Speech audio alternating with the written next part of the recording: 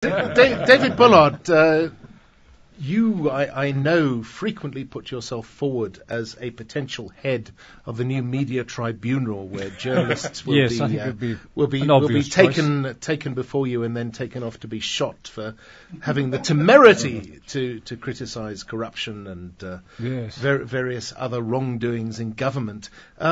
I know your tongue is slightly in cheek, and I know that you've had your own problems with various media outlets, but surely nothing that can't be. Surely you must accept, David, that the media in South Africa is very nervous for good reason, and it's not just because the media is irresponsible, careless, and hostile to government.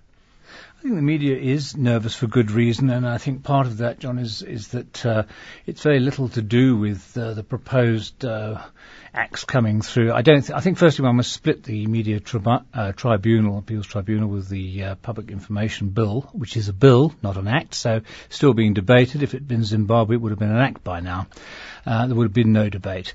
But I think the real problem is the lack of interest in newspapers, the lack of quality in newspapers, and I think that what we've seen here is the quality gradually go down. I think City Press are doing a rather better job on Sunday than perhaps their major competitors, but I think the real fear comes from huge job losses. I know that Avusa are now looking at having one newsroom to feed all their newspapers, which means that you won't really be able to tell much of a difference between the Sowetan and the Sunday Times.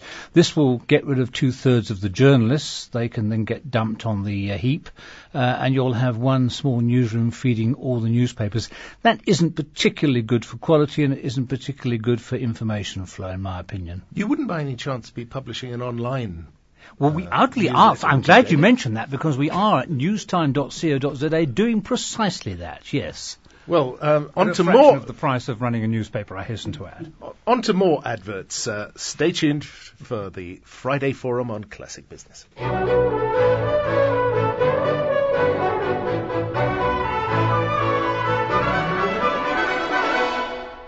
Stay connected.